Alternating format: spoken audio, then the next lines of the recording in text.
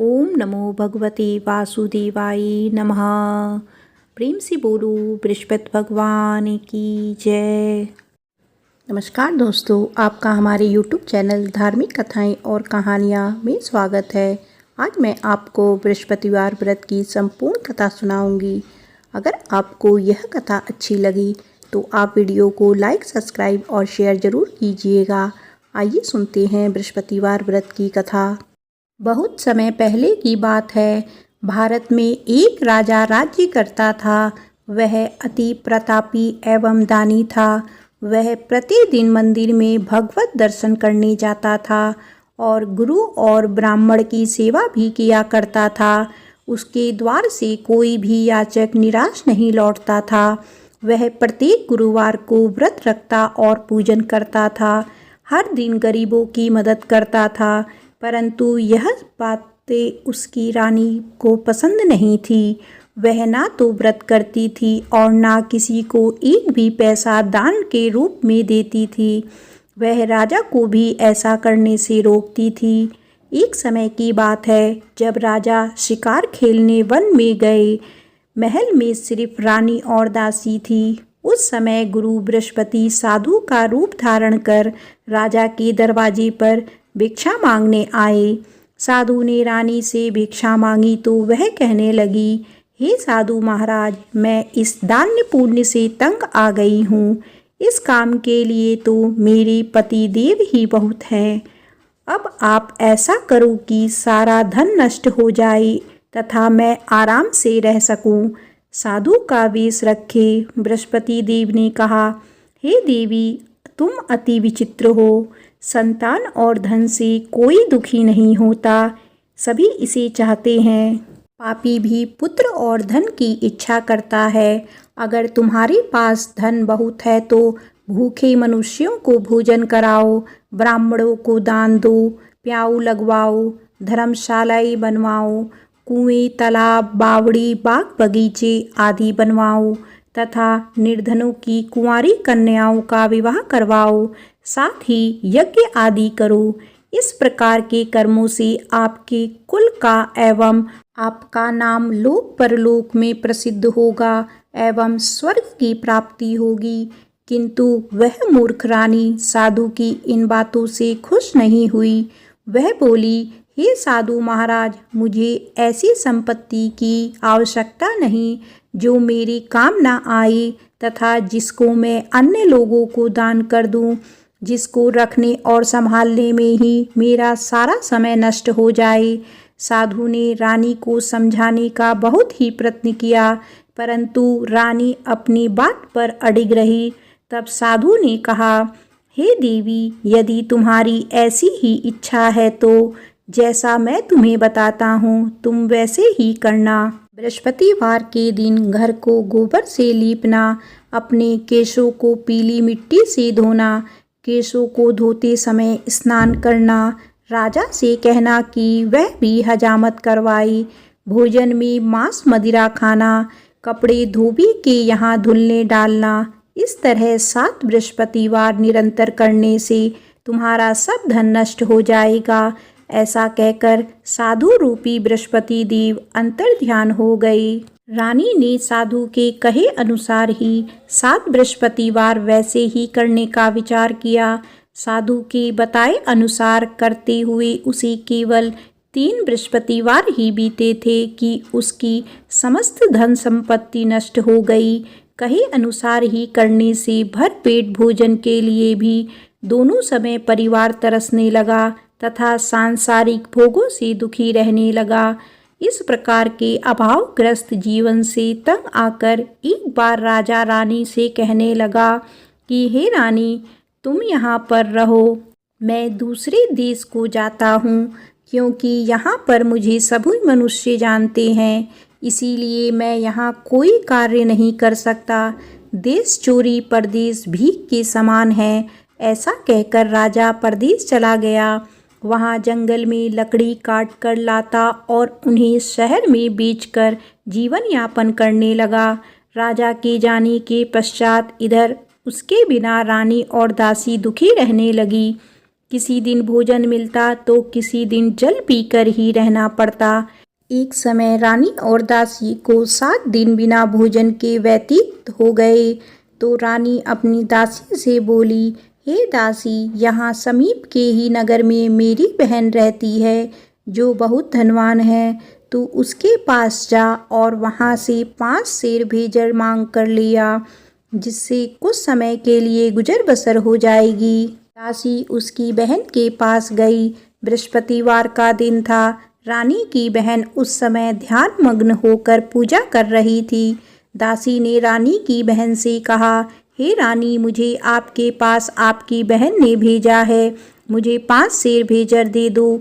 दासी ने अपनी बात अनेक बार कही, परंतु रानी की बहन ने कोई उत्तर नहीं दिया, क्योंकि वह उस समय बृहस्पतिवार की कथा सुन रही थी।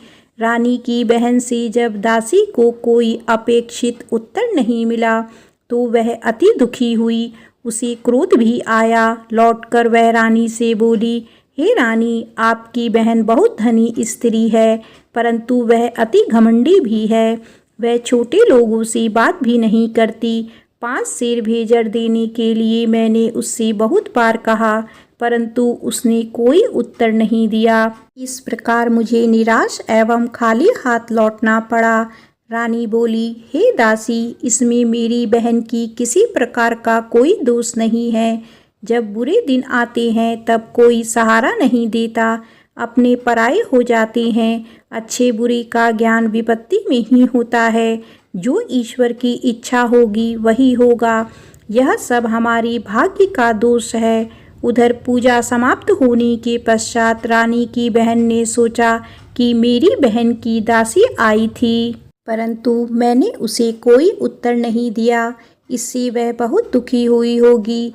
कथा सुनकर तथा विष्णु भगवान का प्रसाद ग्रहण कर वह अपनी बहन के घर आई तथा बोली, हे बहन, मैं बृहस्पतिवार का व्रत कर रही थी। तुम्हारी दासी आई, परंतु कथा समाप्त होने से पूर्व ना उठते हैं और ना ही बोलते हैं, इसीलिए मैं नहीं बोली। बताओ दासी, किस कार्य से मेरे पास गई थी?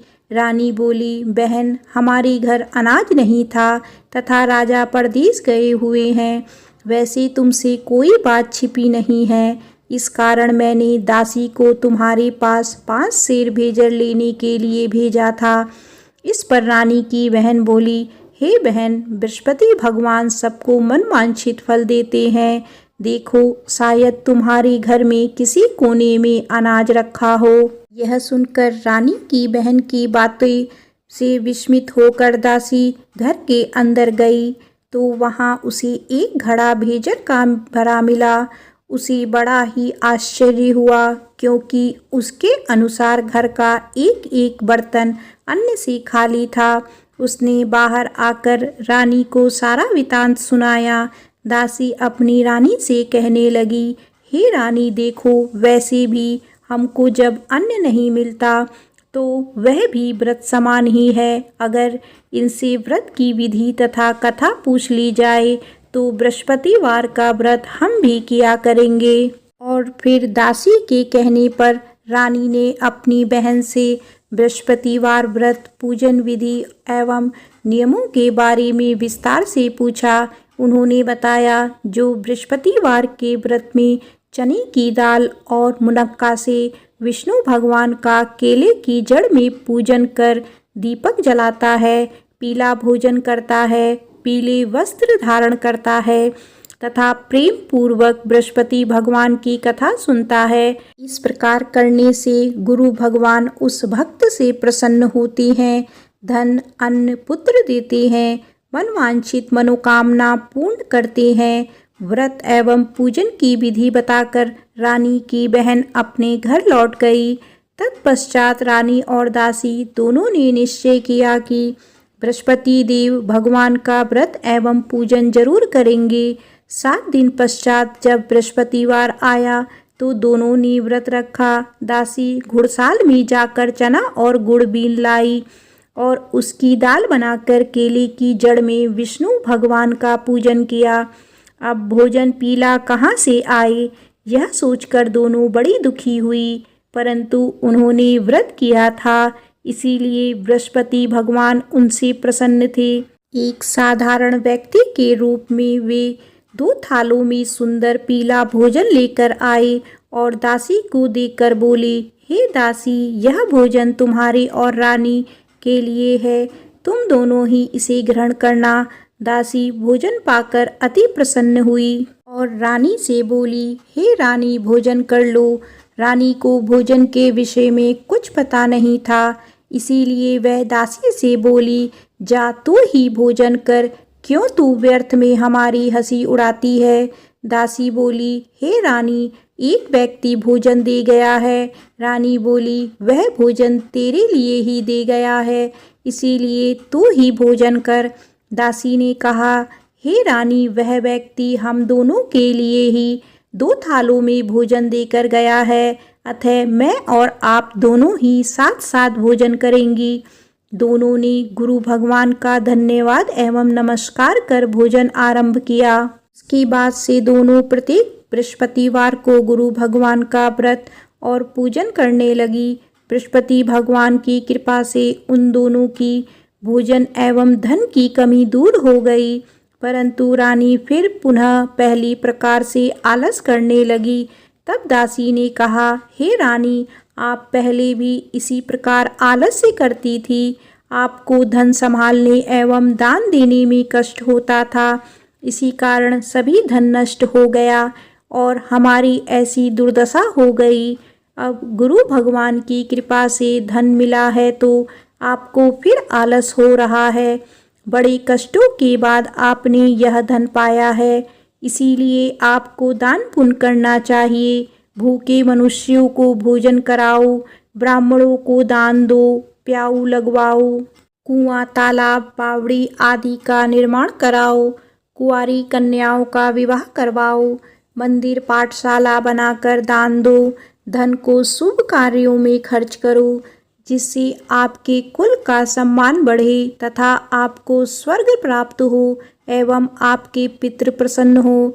दासी की बात मानकर रानी ने इसी प्रकार के सत्कर्म करने प्रारंभ कर दिए।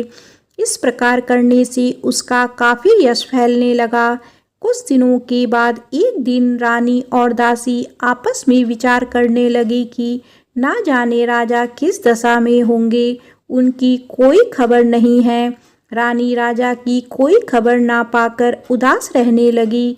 गुरु भगवान से उन्होंने प्रार्थना की और भगवान ने रात्रि में राजा को स्वप्न में दर्शन देकर कहा, हे राजा, उठ, तेरी रानी तुझको याद करती है, अब अपने देश लौट जा। राजा प्रातःकाल उठा। वह सोचने लगा कि मैं किस प्रकार रानी के पास खाली हाथ जाऊं, मेरे पास तो कुछ भी नहीं है। स्त्री जाति खाने और पहनने की ही साथी होती है, पर प्रभु की आज्ञा मानकर वह अपने नगर चलने को तैयार हुआ। परदेश में राजा बहुत दुखी रहने लगा। प्रतिदिन जंगल से लकड़ी बीन कर लाता और उसे शहर में बेचकर अपने दुखी जीवन को बड़ी कठिनाई से व्यतीत करता था। एक दिन राजा दुखी कर अपने पुराने दिन की याद करके रोने लगा। उस जंगल में बृहस्पति देव एक साधु का रूप धारण करके आए और राजा से बोले, हे लकड़हारे, तुम इस वियायान जंगल में किस चिंता में बैठे हो, मुझे बताओ। यह सुनकर राजा की आंखों में आंसू भर आए और वह साधु को प्रणाम करके बोला, हे प्रभु, आप सब कुछ जानने वाले हैं। इतना कहकर राजा ने साधु को अपनी समस्त व्यथा सुना दी। तब साधु रूपी गुरु भगवान राजा से बोले, हे राजन, तुम्हारी पत्नी ने बृहस्पतिवार के दिन बृहस्पति देव का अपमान किया था, जिसके कारण तुम्हारी यह दुर्दशा हुई। अब तुम किसी प्रकार की चिंता मत करो, भगवान तुम्हें पहले से अधिक धन प्रदान करेंगे। देखो, तुम्हारी पत्नी ने बृहस्पतिवार का व्रत आरंभ कर दिया है। अब तुम भी बृहस्पतिवार का व्रत करके चने की दाल व गुड़ जल को लोटे में डालकर केले का पूजन करो, फिर कथा कहो या सुनो। भगवान तुम्हारी सभी इच्छाएं की पूर्ति करेंगे। साधु के वचन सुनकर राजा बोला, हे प्रभु, मुझे लकड़ी बेचने के पश्चात इतना पैसा भी नहीं बचता कि भोजन करने के उपरांत कुछ भी बचा सकूं। मैंने रात्रि में अपनी रानी को व्याकुल एवं व्यथित देखा है। मेरे पास कोई साधन नहीं जिससे उसका समाचार भी जान सकूं। इसके अतिरिक्त मैं बृहस्पति देव की कथा भी नहीं जानता, जिसे कह या सुनकर मैं व्रत धारण कर भगवान बृहस्पति देव का पूजन कर सकूं। साधु ने कहा, हे राजा, तुम किसी बात की चिंता ना करो। बृहस्पतिवार के दिन तुम नित्य की भांति लकड़ियां लेकर शहर में जाओ। तुम्हें रोज से दुगना धन प्राप्त होगा, जिससे तुम भली भांति भोजन कर लोगे तथा गुड़ एवं चने का प्रसाद खरीदकर बृहस्पति देव की पूजा भी कर सकते हो। बृहस्पतिवार की कहानी इस प्रकार से है। प्राचीन समय में एक बहुत ही निर्धन ब्राह्मण था। उसके कोई संतान नहीं थी। ब्राह्मण नित्य पूजा पाठ करता। ब्राह्मण स्वभाव से दयालु तथा धार्मिक विचारों वाला व्यक्ति था, परंतु उसकी पत्नी बहुत मलिनता के साथ रहती थी। वह ना तो स्नान करती थी और ना किसी देवता की पूजा करती। सुबह उठते ही सर्वप्रथम भोजन करती, बाद में घर के अन्य कार्य करती। अपनी पत्नी की ऐसी आदत के कारण ब्राह्मण देवता बहुत दुखी थे। वह अपनी पत्नी को बहुत समझाते, किंतु उसका कोई परिणाम ना निकलता। भगवान की कृपा से ब्राह्मण की स्त्री के कन्या उत्पन्न हुई। वह कन्या ब्राह्मण के घर में बड़ी होने लगी। वह बालिका प्रातःकाल ही स्नान करके भगवान विष्णु का जप करती, बृहस्पतिवार का व्रत भी करने लगी। पूजा पाठ समाप्त कर पाठशाला जाती तो अपनी मुट्ठी में जौ भर कर ले जाती और पाठशाला जाने के रास्ते में डालती जाती। भगवान बृहस्पति की कृपा से वही जौ स्वर्ण के हो जाते थे, तो लौटते समय उनको बीनकर घर ले आती। एक दिन वह बालिका सूप में उन सोने के जौ को फटक कर साफ कर रही थी। तभी उसकी माँ ने उसे देख लिया और कहा, हे बेटी, सोने के जौ को फटकने के लिए सूप भी सोने का ही होना चाहिए। दूसरे दिन बृहस्पतिवार था। कन्या ने व्रत रखा और भगवान बृहस्पति से प्रार्थना करके कहा, हे प्रभु, यदि मैंने सच्चे मन से श्रद्धा पूर्वक आपका पूजन एवं व्रत किया हो तो कृपया करके मुझे सोने का सूप दे दो। बृहस्पति देव ने उसकी प्रार्थना स्वीकार कर ली। नित्य की भांति वह कन्या जौ फैलाती हुई पाठशाला चली गई। पाठशाला से लौटते कर जब वह जौ बीन रही थी तो बृहस्पति भगवान की कृपा से उसे सोने का सूप प्राप्त हुआ। उस सोने के सूप को वह घर ले आई और उसमें जौ साफ करने लगी, परंतु उसकी माँ का आचरण वैसा ही रहा। एक दिन वह कन्या सोने के सूप में जौ साफ कर रही थी। उसी समय अचानक उस नगर का राजकुमार वहां से होकर निकला। कन्या के रूप एवं कार्य को देखकर राजकुमार कन्या पर मोहित हो गया। राजमहल लौटकर राजकुमार अन्न तथा जल त्याग कर उदास होकर लेट गया। राजा को जब अपने पुत्र द्वारा अन्न जल त्यागने का समाचार प्राप्त हुआ तो अपने मंत्रियों के साथ वह राजकुमार के पास आई और बोली, हे बेटा, तुम्हें किस बात का दुख है? किसी ने तुम्हारा अपमान किया है अथवा कोई और कारण है तो मुझे बताओ, मैं वही करूँगा जिससे तुम प्रसन्न होगे। राजकुमार ने अपने पिता की बातें सुनी तो वह बोला, आपकी कृपा से मुझे किसी प्रकार का कष्ट नहीं है। किसी ने मेरा अपमान भी नहीं किया है, परंतु मैं उस कन्या के साथ विवाह करना चाहता हूँ जो सोने के सूप में सोने के जौ फटक रही थी। यह सुनकर राजा आश्चर्य में पड़ गया और बोला, हे राजकुमार, इस तरह की कन्या का पता तुम लगाकर मुझे बताओ, मैं तुम्हारा विवाह उसके साथ अवश्य ही करा दूंगा। राजकुमार ने प्रसन्न होकर राजा को उस ब्राह्मण कन्या के घर का पता बताया। राजा के आदेश पर मंत्री उस कन्या के घर गया और राजा को आदेश ब्राह्मण को कह सुनाया। ही दिन बाद ब्राह्मण की कन्या का विवाह राजकुमार के साथ हो गया। घर से कन्या के विदा होते ही उस ब्राह्मण के घर में पहले की तरह निर्धनता वापस आने लगी। अब भोजन के लिए अनाज भी बड़ी मुश्किल से मिलता था। एक दिन दुखी होकर ब्राह्मण देवता अपनी बेटी से मिलने गए।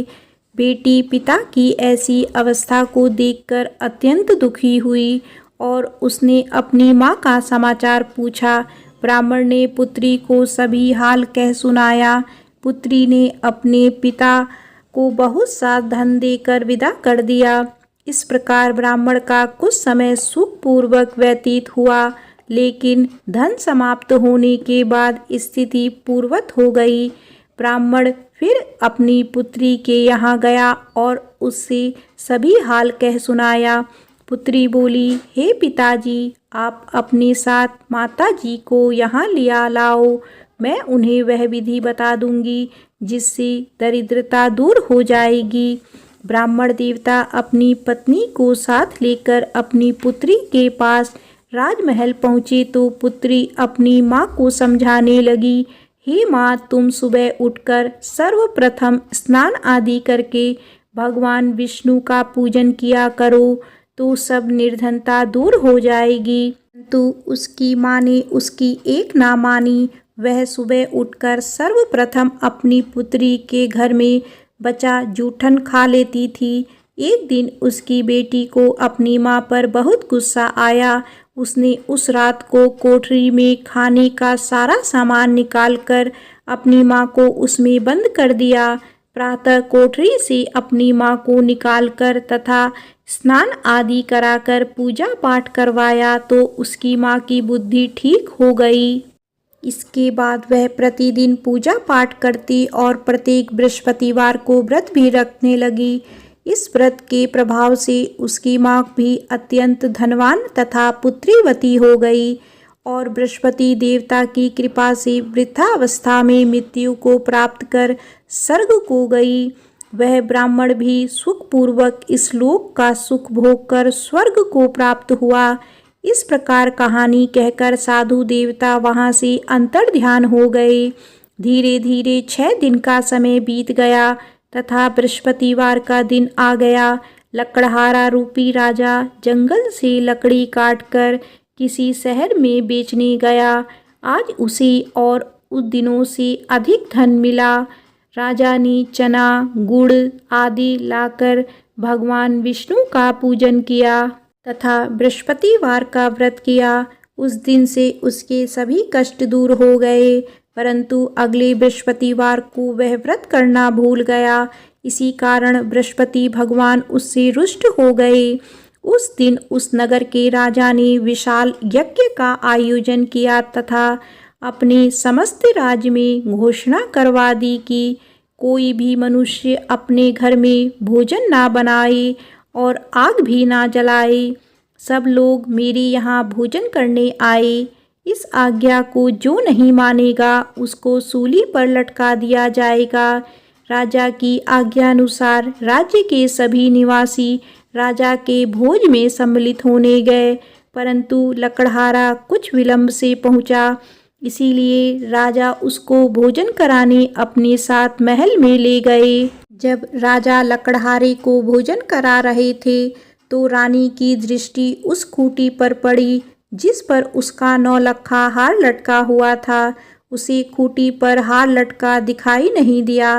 रानी को निश्चय हो गया कि मेरा हार इस लकड़हारे ने चुरा लिया है। उसी समय रानी की जिद पर राजा ने सैनिक बुलवाकर लकड़हारे को जेल में डलवा दिया। जेल खाने में बंद वह लकड़हारा बहुत दुखी होकर विचार करने लगा कि ना जाने कौन सी पूर्व जन्म के कुकर्म से मुझे यह दुख प्राप्त हुआ है। जेल में बंद लकड़हारा भगवान बृहस्पति को याद करने लगा।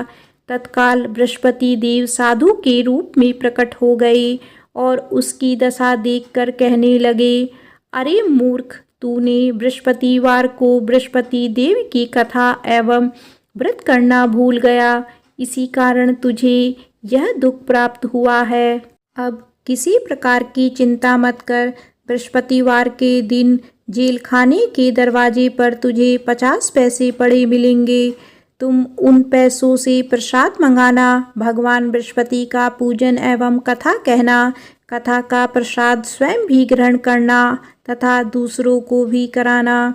इस प्रकार करने से तुम्हारे सभी कष्ट दूर हो जाएंगे। अगले बृहस्पतिवार राजा को जेल के दरवाजे पर पैसे मिले। राजा ने पूजा का सामान मंगवाकर कथा कही और प्रसाद बांटा। उसी रात बृहस्पति देव ने उस नगर के राजा को सपने में दर्शन देकर कहा, हे राजा, तूने जिस आदमी को जेल खाने में बंद कर रखा है वह निर्दोष है, वह राजा है, उसे छोड़ दो। रानी का 9 लखा हार उसी खूंटी पर लटका हुआ है। अगर तू ऐसा नहीं करेगा तो मैं तेरी राज्य को नष्ट कर दूंगा। राजा सुबह उठा और खूंटी पर हार लटका देखकर लकड़हारे को बुलाकर उससे क्षमा याचना की तथा राजा के योग्य सुंदर वस्त्र आभूषण भेंट करके उसे विदा किया। बृहस्पति देव की आज्ञानुसार राजा अपने नगर को चल दिया। जब वह नगर के निकट पहुंचा तो उसे बहुत आश्चर्य हुआ। वहां पहले से अधिक तालाब, बाग और कुएं तथा बहुत सी धर्मशालाएं, मंदिर आदि बने हुए थे। राजा ने जब नगरवासियों से पूछा कि यह बाग, तालाब, धर्मशालाएं एवं कुएं किसके द्वारा बनाए गए हैं, तब नगर के सब लोग कहने लगे कि यह सब रानी और दासी द्वारा बनाए गए हैं। राजा को बहुत आश्चर्य हुआ और क्रोध भी आया। जब रानी ने यह खबर सुनी कि राजा आ रहे हैं तो उसने दासी से कहा, हे दासी, देख, राजा हमें अति दीन अवस्था में छोड़ गए थे। वह हमारी ऐसी हालत देखकर कहीं द्वार से ही ना लौट जाएं, इसीलिए तू द्वार पर खड़ी हो जा। रानी की आज्ञानुसार दासी दरवाजे पर खड़ी हो गई। जब राजा आई तो उन्हें अपने साथ महल में लिवा लाई। तब राजा ने क्रोध करके अपनी तलवार निकाली तथा रानी से पूछा, बताओ, धन तुम्हें कैसे मिला, किस प्रकार प्राप्त हुआ? तब रानी ने कहा कि हमें यह सब धन बृहस्पति देव के व्रत के प्रभाव से प्राप्त हुआ है। अब राजा ने निश्चय किया कि 7 दिन बाद तो सभी बृहस्पति देव का पूजन करते हैं, परंतु मैं प्रतिदिन में 3 बार कथा कहा करूँगा तथा नित्य व्रत किया करूँगा। अब हर समय राजा के दुपट्टे में चने की दाल बंधी रहती तथा दिन में 3 बार वह कथा कहता। ऐसे ही एक दिन राजा ने विचार किया कि चलो अपनी बहन के यहाँ हो आवे। ऐसा निश्चय कर राजा घोड़े पर सवार होकर अपनी बहन के यहाँ चल दिया। मार्ग में उसने देखा कि कुछ आदमी एक मुर्दे को लिए जा रहे हैं। उन्हें रोककर वह कहने लगा कि अरे भाई, कुछ देर मेरी बृहस्पतिवार की कथा सुन लो। वे बोले, लो, हमारा आदमी मर गया है, इसको अपनी कथा की पड़ी है। परंतु कुछ आदमी बोले, अच्छा कहो, हम तुम्हारी कथा भी सुनेंगे। राजा ने दाल निकाली और कथा कहनी शुरू कर दी। जब कथा आधी हो गई तो मुर्दा हिलने लगा और जब कथा समाप्त हुई तो राम राम करके वह मुर्दा खड़ा हो गया। राजा आगे चला। उसे चलते चलते शाम हो गई। आगे मार्ग में उसे एक किसान खेत में हल चलाता मिला। राजा उससे बोला, अरे भैया, तुम मेरी बृहस्पतिवार की कथा सुन लो। किसान बोला, जब तक मैं तेरी कथा सुनूंगा तब तक 4 हरैया जोत लूँगा। जाओ भैया, तुम अपनी कथा किसी और को सुनाना। राजा आगे चलने लगा। राजा के हटते ही किसान के बैल पछाड़ खाकर गिर गए और किसान के पेट में बहुत तेज दर्द होने लगा। उसी समय किसान की माँ रोटी लेकर आई। उसने जब यह देखा तो अपने पुत्र से सब हाल पूछा। बेटे ने सारा हाल बता दिया। किसान की माँ दौड़ी दौड़ी घोड़े पर सवार राजा के पास गई और उससे बोली, मैं तेरी कथा सुनूंगी, तू अपनी कथा मेरे खेत पर ही चलकर कहना। राजा ने लौटकर किसान के खेत पर जाकर कथा कही। जिसे सुनते ही बैल खड़े हो गए और किसान के पेट का दर्द भी बंद हो गया। आगे चलकर राजा अपनी बहन के घर पहुंच गया। बहन ने भाई की खूब आवभगत की। दूसरे दिन सुबह राजा जागा तो उसने देखा कि सब लोग भोजन कर रहे हैं। राजा ने अपनी बहन से पूछा कि यहाँ कोई ऐसा मनुष्य है जिसने भोजन नहीं किया हो और जो मेरी बृहस्पतिवार की कथा का श्रवण कर ले। तो बहन बोली, हे भैया, यह देश ऐसा ही है। यहाँ के लोग पहले भोजन करते हैं, बाद में कोई अन्य काम करते हैं। अगर पड़ोस में हो कोई तो देख आती हूँ। ऐसा कहकर बहन चली गई, परंतु उसे कोई भी ऐसा व्यक्ति नहीं मिला जिसने भोजन ना किया हो। वह एक कुम्हार के घर गई जिसका लड़का बीमार था। उसे यह भी पता चला कि उसके यहाँ 3 दिन से किसी ने भोजन नहीं किया है। राजा की बहन ने अपने भाई की कथा सुनने के लिए कुम्हार से आग्रह किया तो वह तैयार हो गया। राजा ने जाकर बृहस्पतिवार की कथा कही, जिसको सुनकर कुम्हार का लड़का ठीक हो गया। अब तो राजा की हर जगह प्रशंसा होने लगी। कुछ दिन बाद एक दिन राजा ने अपनी बहन से कहा, हे बहन, मैं अपने घर जाऊंगा, तुम भी तैयार हो जाओ। राजा की बहन ने अपनी सास से अपने भाई के साथ जाने की आज्ञा मांगी। सास बोली, चली जा, परंतु अपने लड़कों को यहीं छोड़ जाना, क्योंकि तेरे भाई के कोई संतान नहीं होती है। बहन ने भाई से कहा, हे भैया, मैं तो चलूंगी, परंतु कोई बालक नहीं जाएगा। राजा ने कहा, जब कोई बालक साथ नहीं चलेगा तब तुम ही क्या करोगी। दुखी मन से राजा अपने नगर को लौट आया। राजा अपनी रानी से बोला, हम निर्वंशी राजा हैं, हमारा मुँह देखने का भी धर्म नहीं है। वह उदास होकर बिना भोजन किए शैया पर लेट गया। रानी बोली, हे प्रभु, भगवान बृहस्पति ने हमें सब कुछ दिया है, वे हमें संतान भी अवश्य देंगे। उसी रात बृहस्पति देव ने राजा को स्वप्न में दर्शन देकर कहा, हे राजा, उठ, सभी सोच को त्याग दे, तेरी रानी गर्भवती है। राजा को यह जानकर अति प्रसन्नता हुई। 9वें महीने में रानी के गर्भ से एक सुंदर पुत्र रूपी रत्न पैदा हुआ।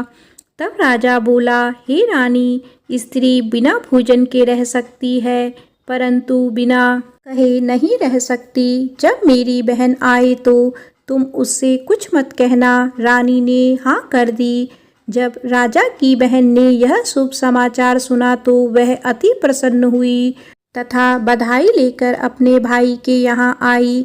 तभी रानी ने कहा, घोड़ा चढ़कर नहीं आई, गधा चढ़ी आई। राजा की बहन बोली, भाभी, मैं इस प्रकार ना कहती तो तुम्हें औलाद कैसे मिलती। भगवान बृहस्पति ऐसे ही हैं, जैसे जिसके मन में कामनाएं हैं सभी को पूर्ण कर मनवांछित फल देते हैं। जो श्रद्धा पूर्वक बृहस्पतिवार का व्रत करता है एवं कथा पढ़ता है अथवा सुनता है और दूसरों को सुनाता है, बृहस्पति देव उसकी सभी मनोकामनाएं पूर्ण करते हैं। बृहस्पति देव उनकी सदैव रक्षा करते हैं। जो श्रद्धा एवं संपूर्ण आदर भाव से बृहस्पति देव का पूजन एवं सच्चे दिल से व्रत करते हैं, उनकी सभी मनोकामनाएं पूर्ण होती हैं। सच्चे मन एवं हृदय से रानी और राजा ने बृहस्पति देव की कथा का गुणगान किया।